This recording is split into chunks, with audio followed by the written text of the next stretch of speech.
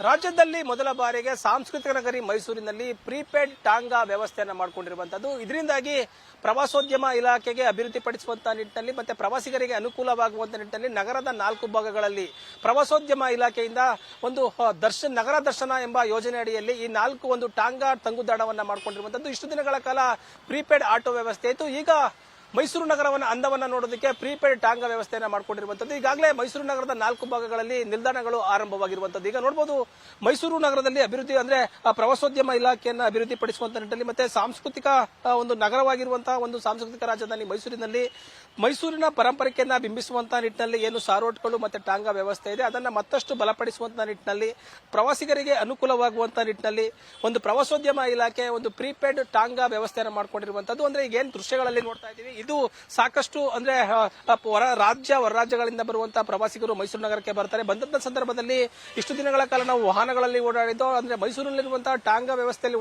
ಟಾಂಗಾದಲ್ಲಿ ಓಡಾಡಿದ್ರೆ ಏನೋ ಒಂಥರ ಖುಷಿ ಏನೋ ಒಂಥರ ಆನಂದ ಆಗುತ್ತೆ ಅಂತೇಳಿ ಸಾಕಷ್ಟು ಪ್ರವಾಸಿಗರು ಒಂದು ಟಾಂಗಾ ವ್ಯವಸ್ಥೆಯನ್ನು ಮಾಡ್ಕೊಳ್ತಾರೆ. ಮತ್ತೆ ಇದು ರಾಜರ ಕಾಲದಿಂದನೂ ಕೂಡ ಒಂದು ಟಾಂಗಾ ಒಂದು ವ್ಯವಸ್ಥೆ ಇರುವಂತದ್ದು. ಅದನ್ನ ಬಲಪಡಿಸುವಂತ ನಿಟ್ಟಿನಲ್ಲಿ ಅಭಿವೃದ್ಧಿ ಪಡಿಸುವಂತ ನಿಟ್ಟಿನಲ್ಲಿ ಒಂದು ನಗರ ದರ್ಶನ ಯೋಜನೆ ಅಡಿಯಲ್ಲಿ ಕೂಡ 23 ಕೋಟಿ ವೆಚ್ಚದಲ್ಲಿ ಮೈಸೂರಿನ 4 ಭಾಗಗಳಲ್ಲಿ ಒಂದು ಪ್ರೀಪೇಡ್ ಟಾಂಗಾ ವ್ಯವಸ್ಥೆ ನಿಲ್ದಾಣಗಳನ್ನ ಮಾಡಿಕೊಂಡಿರುವಂತದ್ದು.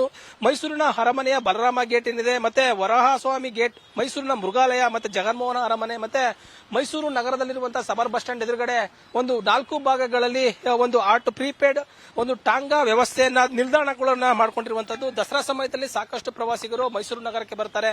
ಅವರು ಬಂದಂತ ಸಂದರ್ಭದಲ್ಲಿ ಟಾಂಗಾದಲ್ಲಿ ಇಡೀ ಮೈಸೂರಿನ ಅರಮನೆಯನ್ನ ನೋಡುತ್ತಾರೆ. ಮತ್ತೆ ಮೈಸೂರಿನಲ್ಲಿರುವಂತಹ ಪ್ರವಾಸೋದ್ಯಮ ಸ್ಥಳಗಳಾಗಿರ್ಬೋದು, ಮೈಸೂರು ನಗರದ ಒಳಭಾಗದಲ್ಲಿ ಪ್ರವಾಸೋದ್ಯಮ ಸ್ಥಳಗಳಿಗೆ ಟಾಂಗಾದಲ್ಲಿ ಹೋಗುವಂತದ್ದು ಮೊದಲಿನಿಂದಲೂ ಕೂಡ ರೂಢಿ ಇರುವಂತದ್ದು.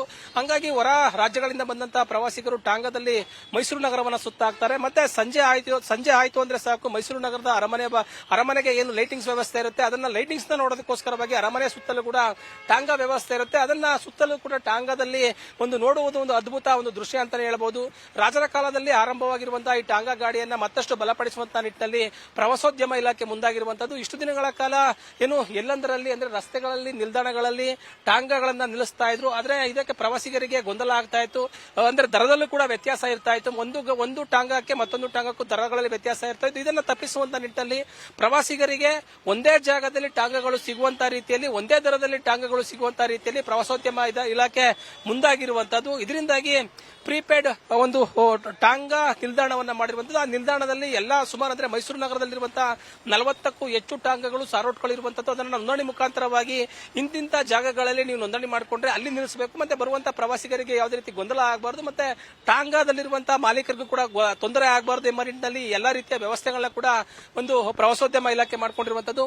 ಪ್ರಮುಖವಾಗಿ ರಾಜರ ಕಾಲದಿಂದಲೂ ಆರಂಭವಾಗಿರುವಂತಹ ಒಂದು ಟಾಂಗಾ ಗಾಡಿ ಒಂದು ಏನಿದೆ ಇದು ಪ್ರವಾಸೋದ್ಯಮದ ಒಂದು ಅಭಿವೃದ್ಧಿ ಪಡಿಸುವಂತ ನಿಟ್ಟಿನಲ್ಲಿ ಇದನ್ನ ಅಭಿವೃದ್ಧಿ ಪಡಿಸ್ತಾ ಇರುವಂತದ್ದು. ಮೈಸೂರಿನ ಪಾರಂಪರಿಕತೆಯನ್ನ ಬಿಂಬಿಸುವಂತ ನಿಟ್ಟಿನಲ್ಲಿ ಸಾರೋಟ್ಗಳು ಮತ್ತೆ ಟಾಂಗಾಗಳು ಏನಿದೆ ಅದನ್ನ ಮತ್ತಷ್ಟು ಉಳಿಸಬೇಕು, ಬೆಳೆಸಬೇಕು. ಮತ್ತೆ ಟಾಂಗಾದ ಮಾಲೀಕರಿಗೂ ಕೂಡ ಯಾವುದೇ ರೀತಿಯ ತೊಂದರೆ ಆಗಬಾರದು ಎಂಬ ನಿಟ್ಟಿನಲ್ಲಿ ಕೂಡ ಈ 4 ಅಂದ್ರೆ ಮೈಸೂರು ನಗರದಲ್ಲಿ ಪ್ರವಾಸೋದ್ಯಮವನ್ನು ಅಭಿವೃದ್ಧಿಪಡಿಸುವಂತ ನಿಟ್ಟಿನಲ್ಲಿ 4 ಭಾಗಗಳಲ್ಲಿ ಪ್ರೀಪೇಡ್ ಟಾಂಗಾ ತಂಗುದಾಣವನ್ನ ಮಾಡಿಕೊಂಡಿರುವಂತದ್ದು. ದರಗಳನ್ನ ನಿಗದಿ ಮಾಡಿದಂತ ಸಂದರ್ಭದಲ್ಲಿ ಪ್ರವಾಸಿಗರಿಗೆ ಕೂಡ ತೊಂದರೆ ಆಗದಂತ ನಿಟ್ಟಿನಲ್ಲಿ ಎಲ್ಲಾ ಟಾಂಗಾಗಳು ಕೂಡ ಒಂದೇ ಜಾಗದಲ್ಲಿ ಸಿಗುವಂತೆ ಮಾಡುವಂತ ನಿಟ್ಟಿನಲ್ಲಿ ಎಲ್ಲಾ ರೀತಿಯ ವ್ಯವಸ್ಥೆಗಳನ್ನ ಕೂಡ ಪ್ರವಾಸೋದ್ಯಮ ಇಲಾಖೆ ಮಾಡಿಕೊಂಡಿರುವಂತದ್ದು. ಇದರಿಂದಾಗಿ ಮೈಸೂರಿನ ಪ್ರವಾಸೋದ್ಯಮ ಮತ್ತಷ್ಟು ಅಭಿವೃದ್ಧಿ ಪಡಿಸಲಿರುವಂತದ್ದು.